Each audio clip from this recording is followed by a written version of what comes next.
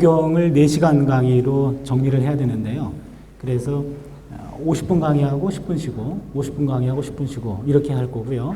창세기 50분, 출애굽기 50분, 그리고 레위기 민수기를 묶어서 50분, 그리고 신명기 50분 이리 할 생각입니다. 이런 평신도 대상으로 하는 성경 세미나를 보니까 대부분 이제 목사님들이 많이 강사로 하시더라고요. 그런데 제가 그걸 보면은 조금 학문적으로 좀 더 다듬어져 있지 않는 내용들을 좀 보면서 저건 교수들이 해야 될 일인데 이런 생각을 했습니다. 근데 교수님들은 또 거기에 관심이 없으신 것 같아요. 그래서 제가 교수를 대신해가지고 이런 십자가를 지게 됐습니다. 그래서 목사님들이 하는 그런 세미나하고는 좀 다르게 구약학에서 학문적인 그 결과들을 가지고 그리고 여기 목사님들도 많이 계신데 그리고 성도님들에게까지도 전달될 수 있는 그런 최근의 논문의 결론들 이것을 가지고 함께 나눠보려고 하고요. 이번 기회에 창세기, 출애굽기, 레위기, 민수기, 신명기 5경을 좀 더 깊이 볼 수 있는 그런 기회가 되었으면 좋겠습니다. 인사말은 이것으로 다 했습니다. 이제 창세기를 들어가겠습니다. 창세기 우리 교재를 좀 봐주시면은요. 창세기 구조 해가지고요. 창세기는 보통 구조가 그래도 뚜렷하게 나눠집니다. 크게 창세기는 그 두 토막으로 나눌 수 있는데요. 1장부터 11장까지를 원역사라고 얘기하고 12장부터 50장까지 끝까지 전체를 묶으면 족장 역사다 이렇게 말할 수 있습니다. 그리고 족장 시대는 잘 알고 있듯이 아브라함, 이삭, 야곱, 요셉이라고 하는 4명의 족장으로 나누어 보면 지금 우리 현재 구조로서는 5구조로 나눴는데요. 이렇게 나눠볼 수 있습니다. 창세기 1장부터 2장 4절 상반절까지는 첫 번째 창조 이야기인데 보통은 이제는 하늘 창조가 강조되어 있어서 천지 창조라고 얘기하고 2장 4절 하반절부터 3장 끝절까지는 두 번째 창조 보고인데 인간 창조에 포커스를 맞추고 있습니다. 4장은 잘 알고 있듯이요. 우리가 가인과 아벨 이야기고 그 다음에는 5장은 족보, 6, 8장은 대홍수, 9장은 하나님과 노아와 언약 맺고 10장은 이방민족의 목록이 나오고 11장은 바벨탑 사건 글이 나옵니다. 예, 그러면 원역사 부분을 좀 봐주세요. 원역사에 천지창조 1장 1절로 2장 4절 A라고 나와 있는데 여러분 다 개역 개정 성경 갖고 계시죠? 예, 개역 개정 성경이 훨씬 좋은 성경입니다. 그거로 다 바꿔주시고요. 2장 4절 한번 봐주세요. 성경 2장 4절 한번 봐주시면 이것이 천지가 창조된 때에 하늘과 땅의 내력이니 여호와 하나님이 땅과 하늘을 만드시던 날에 그렇게 되어 있습니다. 여러분 성경을 좀 펜으로 좀 나눠주세요. 이것이 천지가 창조된 때에 하늘과 땅의 내력이니 끊어주십시오. 거기까지가 2장 4절 A절입니다. 상반절입니다. 그리고 여호와 하나님이 땅과 하늘을 만드시던 날에 그것이 B절이 됩니다. 그러면은 창세기 1장 1절을 보시면은 태초에 하나님이 하늘과 땅을 창조하시느니라. 원래 원문을 보면 하늘과 땅입니다. 우리말 성경은 천지로 하는 바람에 천지라고 하는 것이 한 단어로 오해할 수 있는데 히브리어에는 그런 단어가 없습니다. 그냥 하늘과 땅입니다. 하늘과 땅은 우주를 가리키는 말인데 우주라고 하는 히브리어는 없어요. 우주를 가리킬 때 하늘과 땅이란 말로 우주를 표현하고 그러면 창세기 1장 1절에 태초에 하나님이 하늘과 땅을 창조하시느니라. 그리고 2장 4절 상반절에 이것이 천지가 창조될 때에 하늘과 땅의 내력이니라 그렇게 나와 있습니다. 순서가 하늘과 땅입니다. 근데 2장 4절 하반절을 보시면 여호와 하나님이 땅과 하늘을 만드시던 날에 땅이 먼저입니까? 하늘이 먼저입니까? 땅이 먼저입니다. 바뀌었어요. 하늘과 땅에서 땅과 하늘로 바뀝니다. 그 다음에 2장 5절을 보시면 2장 5절에 여호와 하나님이 땅에 비를 내리지 아니하셨고 땅의 이야기가 나옵니다. 그래서 2장 4절 하반절부터 3장까지는 땅이 중심이 되고 1장은 하늘 중심의 창조 이야기죠. 그러면 하늘 중심 창조 이야기에서 우리가 꼭 봐야 될 것은 하나님의 형상에 관한 이야기입니다. 1장 26절을 보시면 하나님이 가라사대 우리의 형상을 따라 우리의 모양대로 우리가 사람을 만들고 여기 보시면은 27절에도 하나님이 자기 형상 곧 하나님의 형상대로 사람을 만드시고 여기 보시면 하나님의 형상이란 말이 나옵니다. 하나님의 형상이라고 하는 말은 굉장히 중요한 개념인데요. 이 단어는 고대 근동 시대에 창세기가 기록되던 시대에 하나님의 형상이란 말은 왕을 가리키던 말이었어요. 그래서 왕을 가리킬 때 하나님의 형상이라고 얘기했습니다. 그렇다면 여기 보시면 인간을 창조하실 때 인간을 하나님의 형상대로 만들었다라는 말은 인간을 왕 같은 존재로 만들었다 얘기죠. 그래서 하나님의 형상이란 첫 번째 인간의 존귀함을 표현해 주는 겁니다. 모든 인간은 왕같이 존엄한 존재입니다. 두 번째 의미는요. 여기 보시면 1장 26절에 자기 27절이죠. 하나님이 자기 형상 곧 하나님의 형상대로 사람을 창조하시되 남자와 여자를 창조하시고 남자와 여자라는 표현은 모든 인간을 얘기합니다. 그러니까 하나님이 모든 인간을 창조하셨습니다. 뭐로? 하나님의 형상대로 왕으로. 그리 되면 두 번째 의미가 여기서 나옵니다. 인간의 평등성을 말합니다. 모든 인간은 다 존엄하면서 그리고 모든 인간은 다 왕같은 존재로 서로 차별이 없어요. 그러기에 인간 위에 인간 없고 인간 아래 인간 없습니다. 남자와 여자도 동등합니다. 모든 인간은 다 평등하다라는 게 하나님의 형상이 갖는 의미입니다. 세 번째 의미는요. 고대 사회에서 한 통치자가 여러 지역을 통치할 텐데 그 통치자가 그 지역마다 거주할 수가 없어서 그 통치의 의미로 자신의 동상을 지역에다가 세워놨습니다. 그럼 그 동상은 그 지역의 통치자를 대표해 주는 거죠.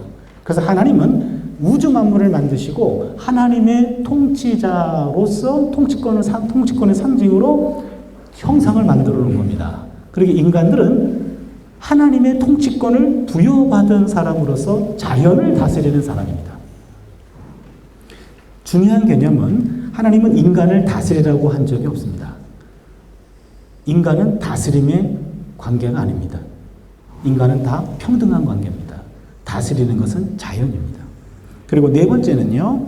하나님의 형상대로 지음받은 피조물은 명시적으로 나와 있는 경우는 인간밖에 없어요. 모든 창조물들 가운데. 그렇다면 하나님은 인간만 하나님의 형상대로 만들었다라고 표현함으로 말미암아 하나님하고의 교제 가능성을 열어놓은 겁니다.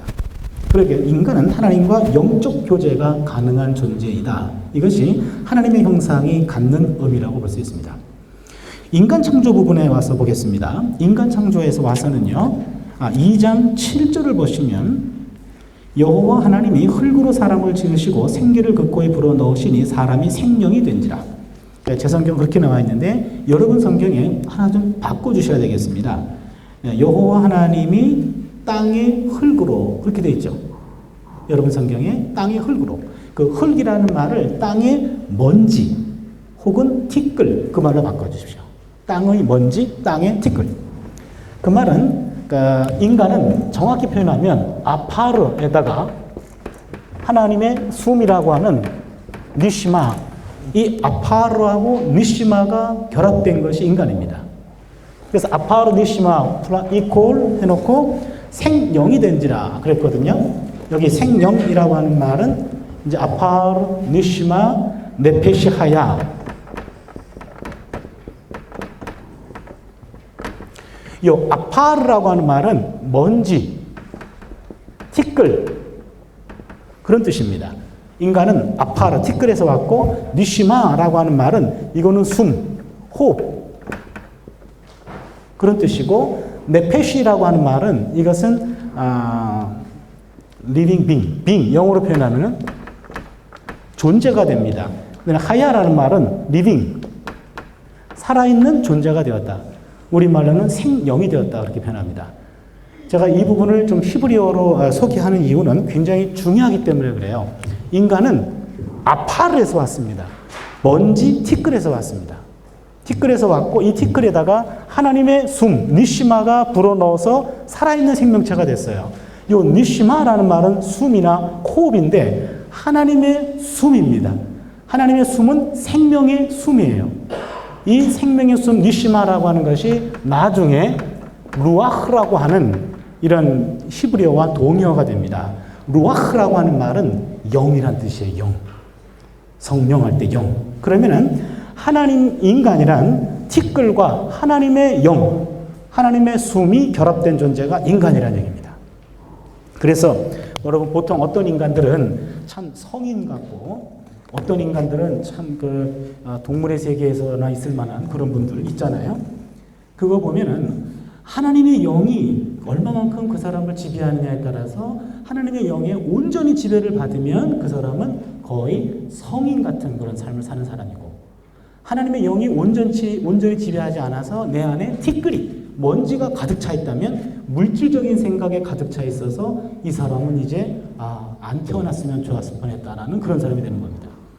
그러게 하나님의 영이 얼만큼 충만하냐에 따라서 인간의 값어치가 결정되는 거죠. 그리고 인간은 티끌이 될 수도 있고 하나님의 영을 충만히 받은 영적 존재가 될 수 있다. 이 양면이 다 그려져 있는 것이 바로 인간의 모습이죠. 예, 그 다음에 돕는 배필로 들어가겠습니다. 돕는 배필이란 창세기 2장 18절에 하나님께서 여호와 하나님이 가라사대 사람이 독초하는 것이 좋지 못하니 내가 그를 위하여 돕는 배필을 지으리라. 이 돕는 배필이란 말은요, 이것도 조금 우리말 번역이 조금 아쉬운데요. 그 히브리 말로 에제르 크네그도라는 말입니다. 에제르 크네그도. 에제르 크네그도라는 말은, 요 에제르라는 말은 도움이라는 명사입니다. 혹은 돕는 자, 이런 뜻이고, 크네그도라는 말은 이거는 동등한. 그래서 크네그도라는 말이 형용사예요. 그래서 돕는 배필이라고 하는 말을 원래 원어대로 번역하면 배필인 돕는 자죠. 그러니까 돕는 배필이 아니고 배필인 돕는 자. 그러니까 형용사 명사 위치가 바뀌었단 말이에요. 이해하시죠? 예. 시간이 지금 50분 안에 창세기를 끝장내야 되기 때문에 제가 바빠서요. 막 달려갑니다. 에제르 크네그도 하면은 먼저 세 가지 의미가 있는데요. 크네그도라고 하는 말에, 크네그도라고 하는 말이, 이 말이 반대하는 그런 뜻도 있습니다. 반대하는. 그렇다면은 돕는 배필이란 반대하면서 돕는 자입니다. 돕는 반대자예요. 이것은 중요합니다. 부부 사이란, 남녀 사이란 어떤 도움을 줄 수 있냐면 반대하는 도움을 줄 수 있어요. 반대하는 도움. 반대하는 도움은 아무나 할 수 없는 겁니다. 예를 들어서 관계가 없는, 그렇게 가족 관계가 아닌 사람이 뭔가를 하겠다 그러면 그 일이 분명히 안 될 것 같음에도 불구하고 그냥 립 서비스로 해보세요. 잘 될 것 같네요. 이렇게 격려해 줄 수 있어요. 일이 안 됐네요. 아이고, 안 됐네요. 그럼 끝납니다. 내가 책임질 일이 아니에요. 그런데 부부 사이에 남편이 뭔가를 하겠다 그랬어요. 그럼 아내가 해봐. 안 됐어. 그럴 줄 알았어. 이러면 정상적인 부부관계가 아니죠. 그 일의 결과에 대해서 같이 공동 책임을 갖고 있는 게 부부 사이라는 얘기죠. 그러게 부부 사이는 반대하는 것이 도와주는 관계일 수 있어요. 반대하는 돕는 자입니다. 그 다음에 두 번째는요, 거기 크네그도라는 말에는 대등한, 동등한 그런 의미도 있어요. 거울에 비춰진 자기 모습입니다. 그리 되면 두 번째 의미는요, 부부 사이는 서로 대등한 관계 속에서 돕는 자입니다. 그러기에 부부 사이에 당신은 나보다 못하다, 당신 나보다 낫다 라고 하는 것은 착각입니다. 똑같기 때문에 짝을 줘주신 거죠.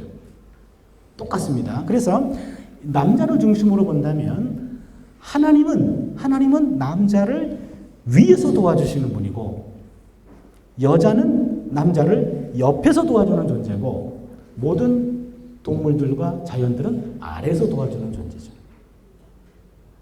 그래서 대등한 관계 속에서 도와주는 관계, 이게 돕는 배필입니다. 마지막 세 번째는요, 이 에제르라고 하는 단어가, 에제르라는 단어가 돕는다라는 말인데 신적 도움을 가리킬 때 쓰는 말입니다. 하나님의 도움이에요. 그리고 여러분 엘리에셀, 아브라함의 몸종 기억하시죠? 엘이라는 말은 하나님이고 리라는 말은 나의예요. 나의 하나님은 도움이십니다. 이게 엘리에셀이란 말이에요. 그래서 이 에셀이라고 하는 말에다 포인트를 둔다면 하나님의 도움을 주는 자, 이게 바로 돕는 배필입니다. 그러게 아내는 남편에게 하나님의 도움을 주는 통로가 되고 남편도 아내에게 하나님의 도움을 주는 통로가 된다 이 말이죠. 그러게 돕는 배필이란 서로가 신적 도움을 주는 통로가 바로 돕는 배필이라는 의미입니다. 적어도 세 가지 의미가 내포되어 있습니다. 그 다음에 인간 타락으로 넘어가겠습니다. 인간 타락, 창세기 3장 보시면 인간 타락이 나오는데요. 여성들이 제일 읽기 싫어하는 장이 3장입니다. 그러나 그 여성들의 그 고민을 제가 오늘 풀어드리겠습니다.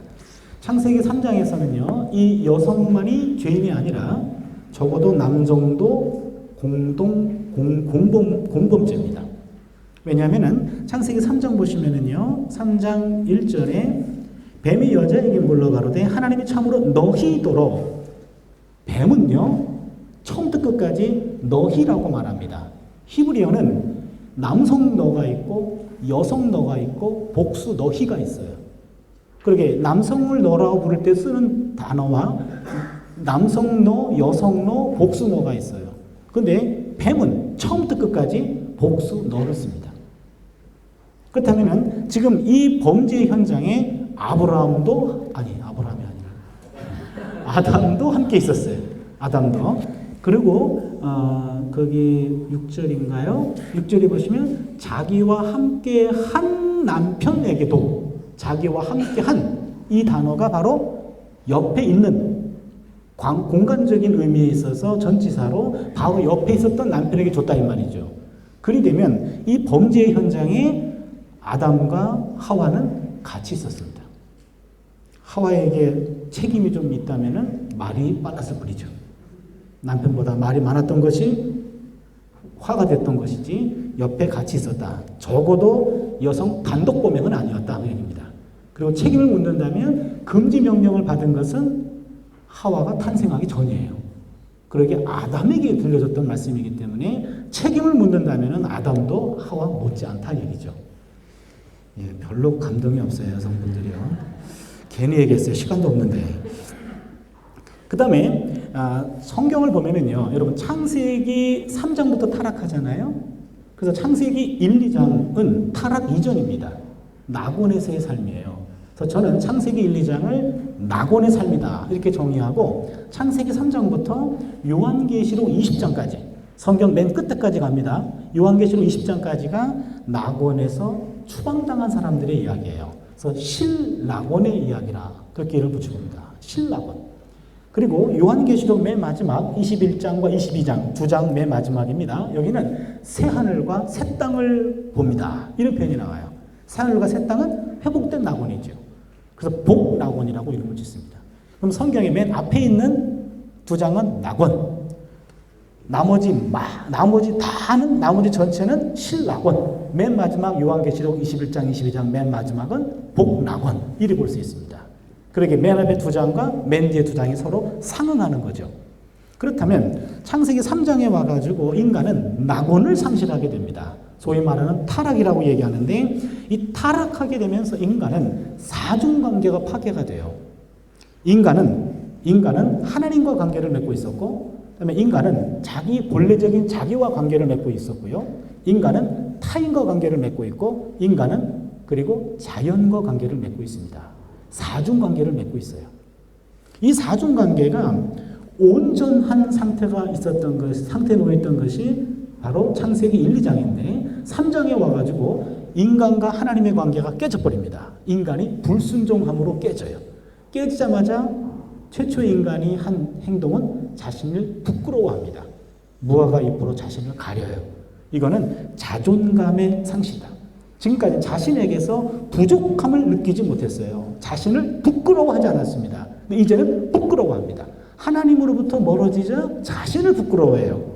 여기서 자신과의 거리감이 생겼습니다. 이거를 자기 분열, 자기 만족의 상실, 노이로제, 열등감, 불안감, 절망감, 자살 충동 이 모든 것들은 나와 내가 분리되어 있기 때문에 오는 증상들이죠. 한마디로 말하면 자존감의 상실입니다.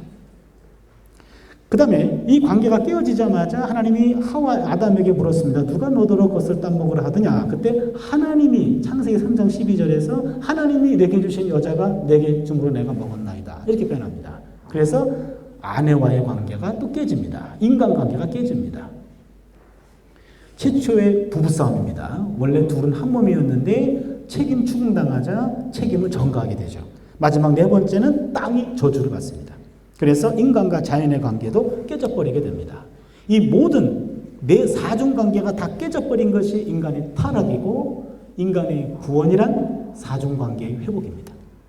그래서 하나님과의 관계가 회복되기 위해서 하나님도 알고 인간도 아는 인간 참 인간이면서 참 하나님인 제3의 존재가 필요했어요. 그분이 누구죠?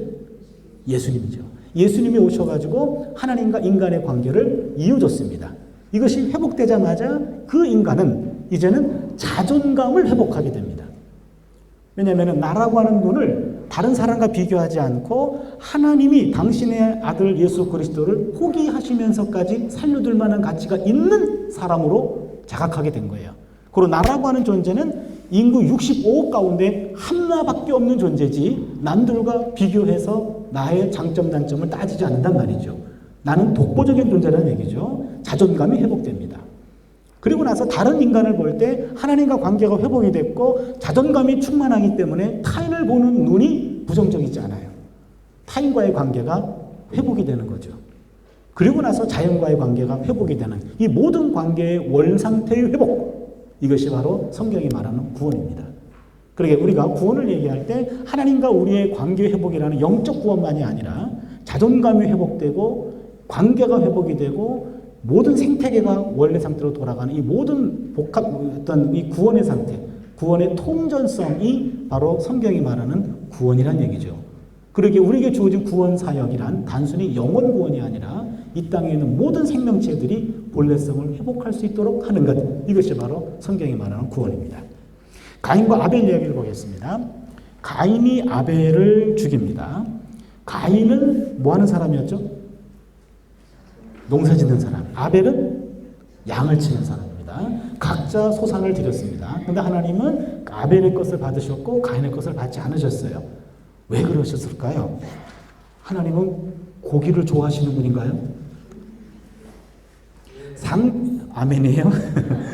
창세기 4장에 보시면은요. 창세기 4장에 4절에 보시면 아벨과 그 제물은 연락하셨고 5절에 가인과 그 제물은 연락하지 아니하셨더라.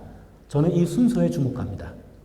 하나님께서 아벨을 먼저 보시고 아벨이 받을만 했기 때문에 그 제물도 받으신 거고 하나님은 가인을 먼저 보셨고 가인이 받을만 하지 못했기 때문에 가인이 어떤 제물을 가지고 와도 못 받으셨습니다. 그러게 하나님이 보시는 것은 먼저 사람이지 제물이 아니라 얘기죠. 그러기에 오늘 이 본문에서 우리가 가인이 화를 내요. 화를 낸 거에 대해서 하나님은 더 화가 납니다. 그리고 4장 7절에 보니까 네가 선을 행하면 어찌 낯을 들지 못하겠느냐. 하나님 이걸 보셨어요. 예배 때의 모습이 아니라 예배 이전의 삶을 먼저 보셨습니다. 그리고 그것이 하나님께 합당한 삶이 아니었기 때문에 어떤 재물을 가지고 와도 하나님은 받으실 수가 없었다, 그런 얘기죠. 그래서 하나님은 먼저 재물보다 사람을 더 중요시 하시는 분입니다. 그 얘기고요. 드디어 가인이 아벨을 죽였어요. 그때 하나님이 9절에서 여호와께서 가인에게 이르시되 네 아벨이 어디 있느냐. 아벨의 행방을 묻습니다. 이거는 숨바꼭질하는 게 아닙니다. 이거는 형이 아우에 대한 책임을 져버린 것에 대한 책임 추궁입니다.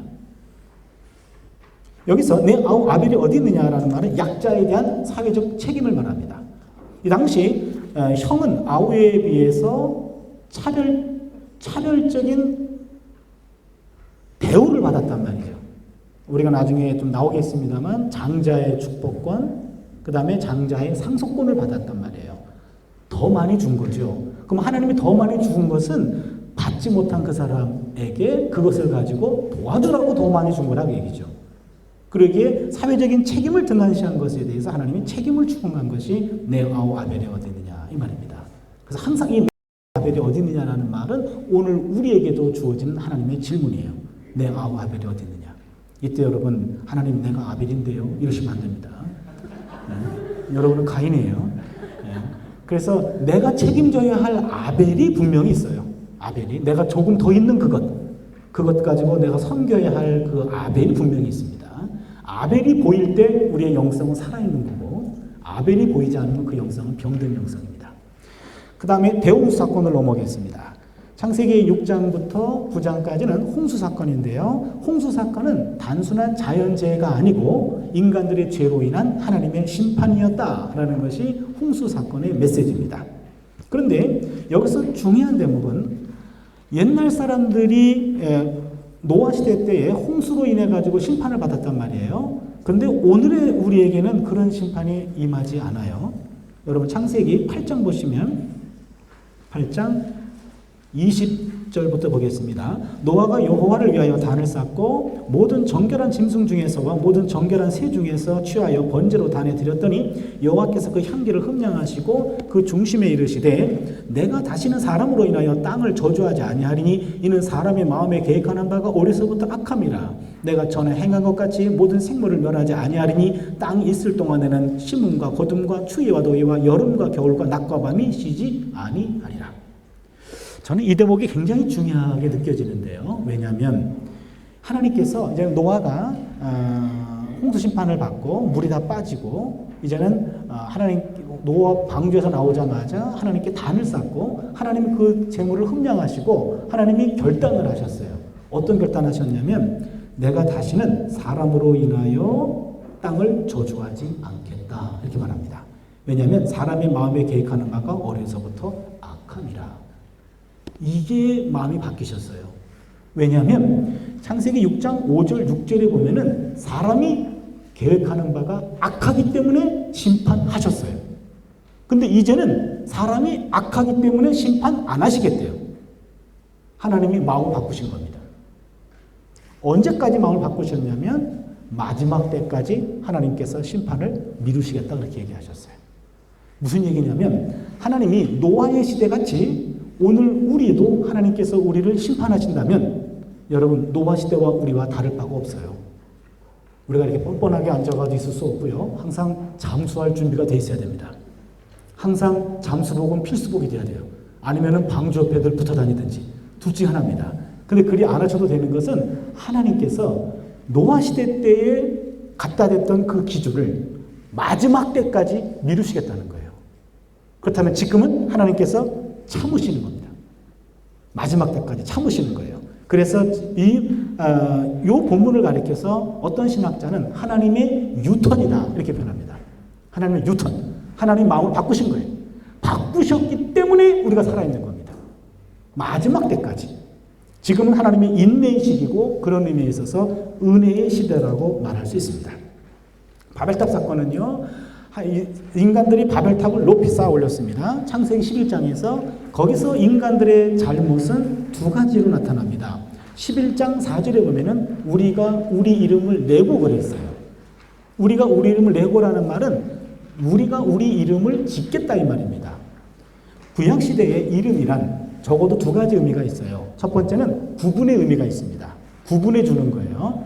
두 번째는 이름에는 그 사람의 운명이 담겨 있습니다. 이름엔 운명이 담겨 있어요. 부모들이 자녀들에게 이름을 지어줄 때 막 짓지 않아요. 이 아이에게 그 아이를 위해서 기도하면서 뭔가 비전과 그리고 바람을 그 아이에 대한 기대를 가지고 이름을 지어주는 겁니다. 그 이름에는 그 사람의 운명이 담겨 있다고 생각하기 때문에 그래요. 그런데 이 구약시대에서 한 인간의 운명을 결정짓는 것은 하나님이에요. 하나님께 묻고 이름을 짓는 겁니다. 그런데 바벨탑 시대 바벨탑의 사람들은 우리 이름을 우리가 짓겠다 이 얘기죠. 그 얘기는 뭡니까? 이제 우리 운명은 우리가 알아서 한다 이 얘기죠. 왜?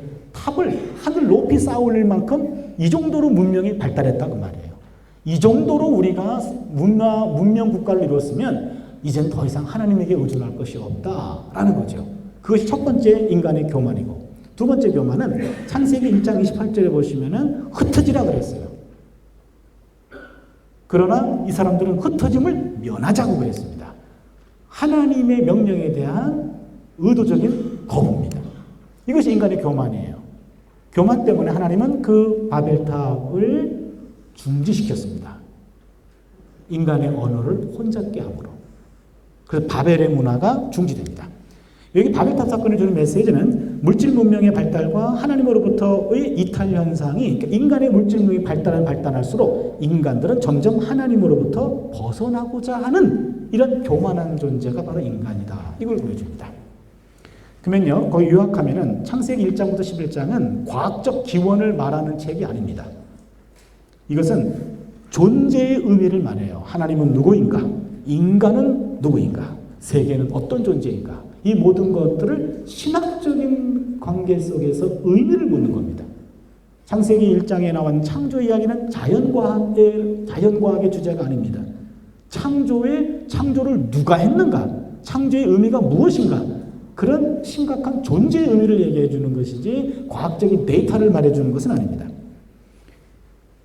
거기 박스를 한번 보실까요? 죄와 심판과 구원이라고 하는 것이 반복돼요. 창세기 3장에서 아담과 하와가 하나님께 불순종하자 하나님이 그들을 에덴에서 추방시키셨고, 근데 하나님은 그들에게 가죽옷을 입히셨어요. 창세기 4장이 가인이 아벨을 죽였고 심판으로 그들을 추방시켰습니다. 가인을. 그런데 하나님께서 가인에게 표를 해줬습니다. 창세기 6장부터 9장까지는 이 땅에 죄가 만연했다 그랬고 하나님이 홍수로 심판하셨고 구원의 표시로 노아의 가족을 살려두셨고 방주를 만들게 해주셨습니다. 창세기 11장의 바벨탑 사건은 인간들이 교만했고 그것 때문에 그들을 심판했습니다. 성 건축을 중지시켰습니다. 그리고 구원의 표시로 아브라함을 부르셨습니다. 여기서 중요한 대목이 나옵니다. 죄와 심판과 구원인데 보통 오늘 우리에게 심판과 구원으로 넘어갈 때 중간에 기대되는 게 있어요. 뭐가 기대되죠? 죄와 심판과 뭘 해야지 구원받죠? 회개죠. 근데 여긴 회개가 없습니다. 인간들이 죄를 져요. 그러면 하나님께서 공의의 하나님으로 그를 심판할 수밖에 없습니다. 근데 심판받은 인간들에게 회개를 기대하지 아니하고 하나님 쪽에서 일방적으로 구원하십니다. 구원이란 엄격하게 말하면 회개가 가져오는 결과가 아니에요. 구원은 전적인 하나님의 은혜예요. 그런데 그 구원받은 인간이 또 죄를 짓네요. 또 얻어 터집니다. 그러나 하나님은 또 그들을 구원하십니다. 이 방법이 원역사에 계속 반복되고 있어요. 그래서 하나님께서 원역사는 여러분 이스라엘 역사가 아니라 인류의 역사입니다. 온 인류의 역사예요.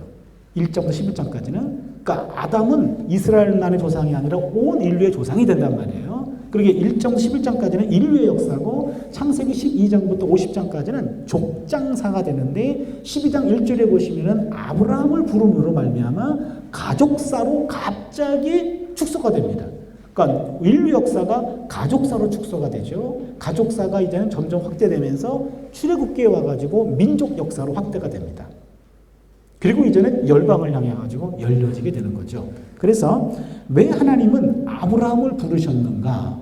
인류를 한꺼번에 구원하고자 하는 하나님의 구속사가 인간들의 죄로 말미암아 계속해서 그것이 좌절되자 하나님은 구속사의 방법을 바꾸신 거예요. 한 사람을 통해서 민족과 열방을 구원하는 방법으로 바꾸신 겁니다. 그럼 이제 족장시대로 넘어옵니다.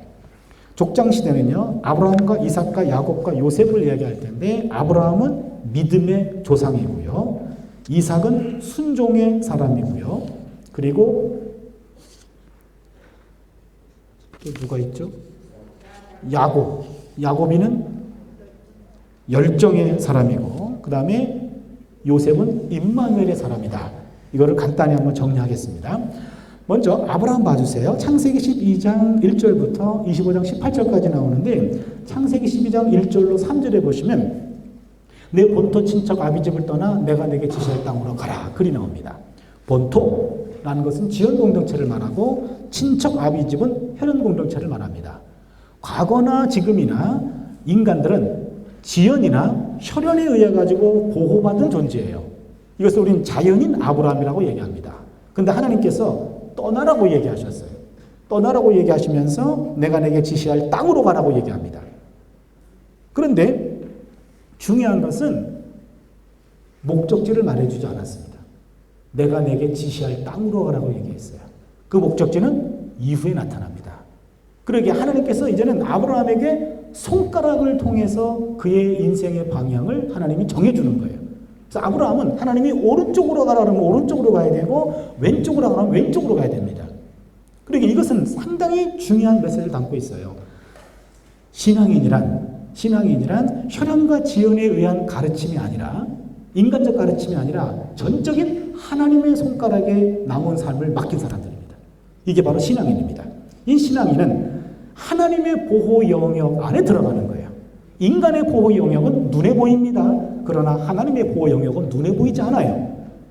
그러나 눈에 보이지 않는 그 세계를 눈에 보이는 것까지 확신을 가지고 살아나가는 사람들이 신앙의 사람들이죠. 그리고 그 신앙의 모습을 보여준 최초의 인간이 바로 아브라함이었다 얘기입니다. 그럼 눈에 보이지 않는 세계를 눈에 있는 것, 눈에 보이는 것 같이 고백하면서 살아가는 사람이 바로 우리 신앙인들 아닐까요? 그런 믿음의 조상의 모습은 아브라함에게서 봅니다. 아브라함은 믿음으로 하나님 명령에 순종했습니다. 이때 창세기 12장에서 여러분 성경을 잠깐 좀 봐주시면 약속을 해주시는데 1절에서 지시할 땅으로 가라. 땅 체크해 주시고 2절에서 민족을 이루고 민족 약속이 나옵니다. 그 다음에 3절에서 복 땅의 모든 족속이 너로 인하여 복을 얻을 것이라. 복의 근원이 됩니다. 세 가지 약속입니다. 이 세 가지 약속이 성취되어가는 역사가 오경의 역사입니다. 먼저 봐주세요. 땅 약속은 창세기 23장에 보면은요. 여러분 무슨 얘기인지 혹시 아시나요? 23장? 막벨라 굴을 매입하는 사건이죠. 사라가 죽었는데 묻힌 매장지가 없었어요. 창세기 23장을 여러분 잘못 읽으시면 헷 족속이 아브라함에게 무상으로 증여하는 것으로 오해할 수 있습니다. 무상 증여가 아닙니다. 성경에 나오는 최초의 부동산 매매예요. 23장. 근데 엄청난 바가지를 쓴 가격을 치르고 땅을 샀어요. 이거는 땅이 절대적으로 필요한데 지금 땅을 구할 수 없었기 때문에 엄청난 손해를 감수하면서까지 땅을 매입한 겁니다. 땅값도 비쌌고 아브라함이 원했던 것은 막벨라 동굴이었어요. 근데 그 헷족속은 끼어 팔게 했어요. 그 동굴에다가 땅까지 끼어 팔게 했습니다. 아무튼 끼어 팔기 당하고 고가로 매입했고 그런 억울한 살이를 했어요. 하나님이 땅 주겠다 그랬으면 그때 주셔야 되는데 그때는 안 주셨어요. 그 땅 약속이 위기에 처하게 됩니다만 그러나 결국에 하나님은 아브라함의 후손을 통해 가지고 땅을 주셨습니다. 여기서 하나 중요한 메시지는요. 아브라함이 굳이 그렇게 엄청난 손해를 감수하면서까지 땅을 샀던 것은 아브라함은 이 땅 전체가 언젠가는 우리 땅이 될 것이라고 하는 그런 믿음이 있었어요. 근데 족장들을 합법적으로 헷족속이 보는 앞에서 합법적으로 매입한 땅에 자신과 아내와 자녀들을 묻히기를 원했던 겁니다. 일종의 저는 깃발꽂기라고 얘기했는데 요즘은 알박기라는 말이 나오대요. 예, 그럼 알박기 그런 의미는 아닙니다. 깃발꽂기예요. 이것은 하나님이 내게 주신 약속의 땅에다가 깃발을 꽂는 겁니다. 그리고 합법적인 만인이 보는 앞에서 합법적인 땅을 매입했고 거기다가 아내를 묻었고 자식도 묻히게 되고 자식도 묻히게 됩니다. 거기에 결국에 그걸 중심으로 해서 온 땅이 다 아브라함의 후손의 땅이 돼요. 그게 여호수아서 21장 43절 이하에 나옵니다. 여호수아 21장 43절 이하에 보면은 내 열조에게 주마 하신 온 땅을 다 주었더라 그런 얘기 나와요. 여호수아서에 가가지고 땅 약속이 성취가 됩니다. 후손 약속은요. 후손은 원래 없었어요. 자녀도 나올 수가 없었습니다. 근데 하나님께서 약속을 주셨어요. 근데 극적으로 100세 때 자식을 낳았어요. 근데 그 자식을 바치래요. 창세기 22장입니다. 이게 아케다 사건이죠.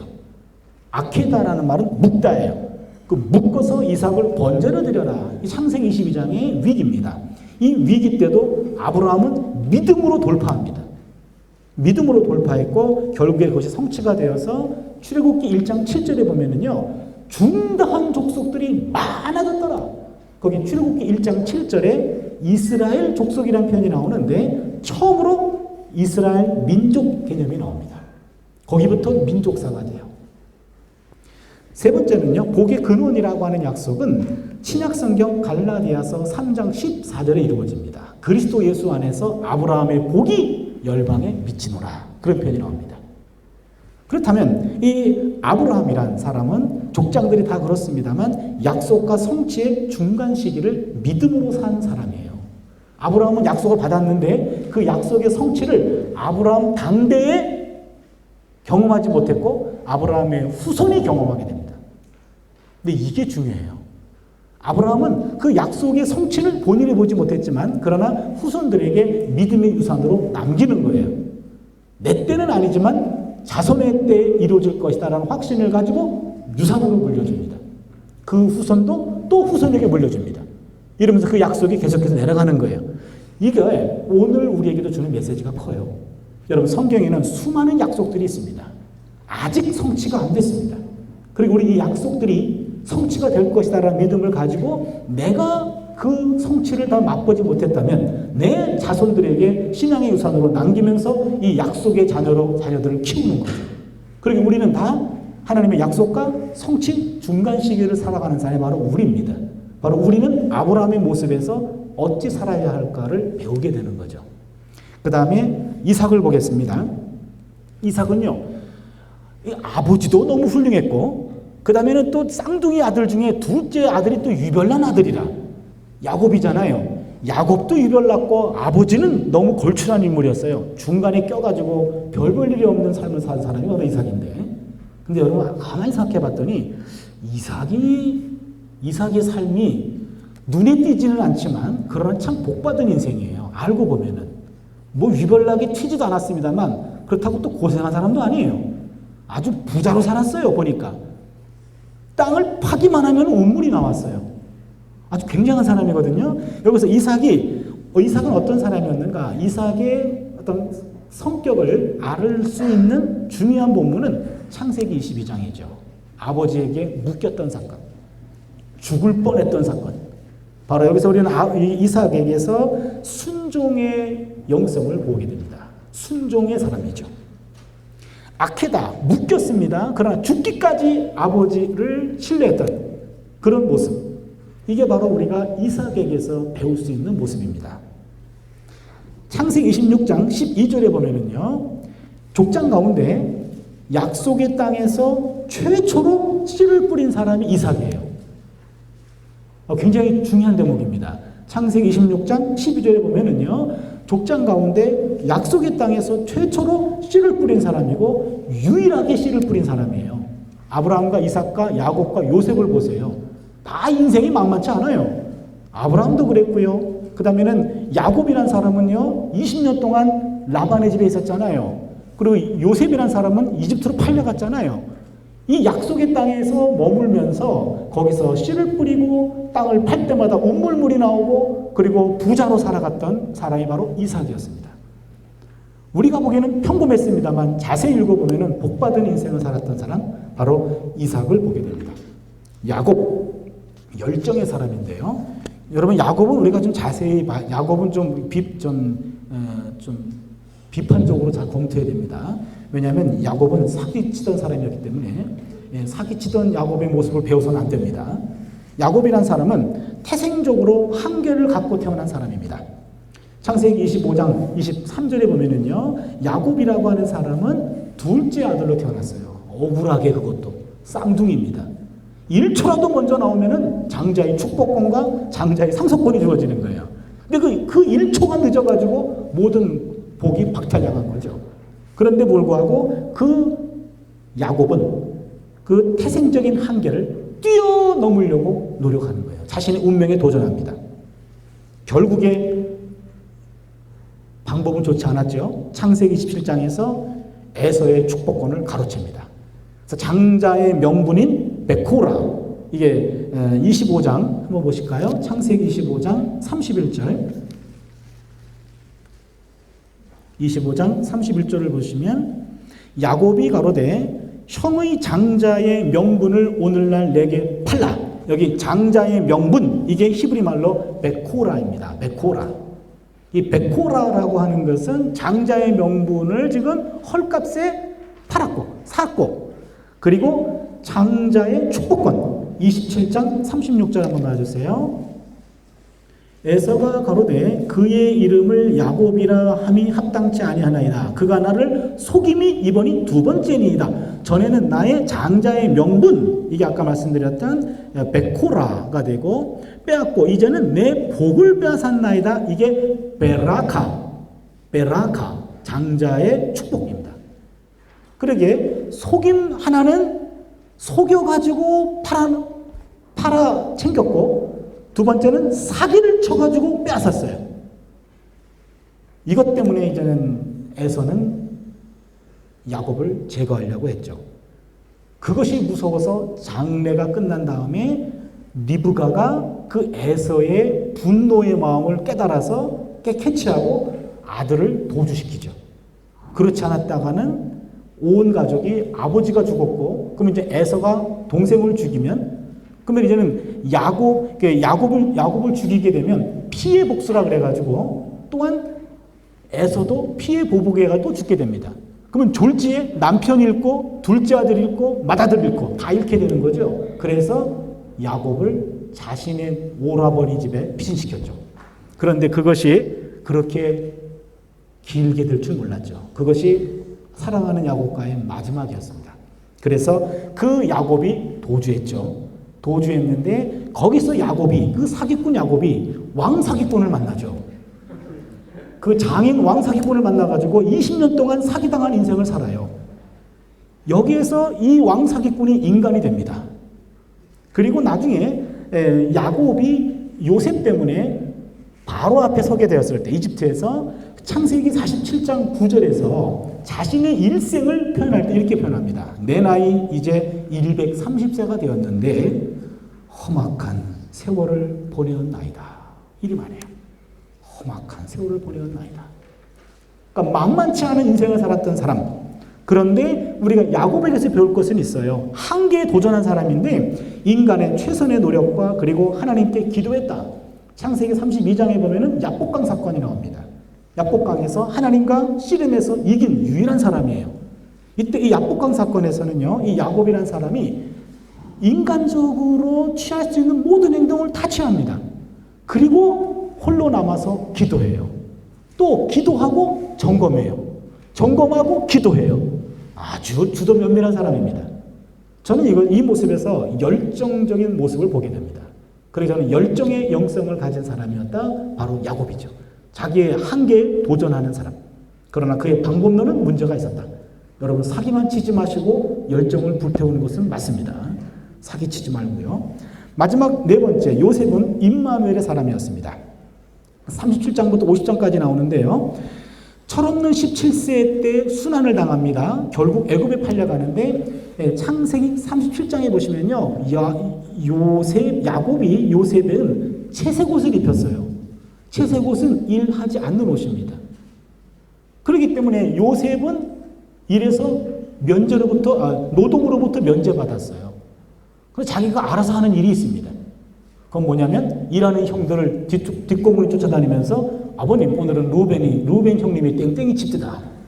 이런 고자질하는 거예요. 그것 때문에 형들이 그를 곱게 볼 리가 없죠. 잠 실컷 자고 혼자 늦게 일어납니다.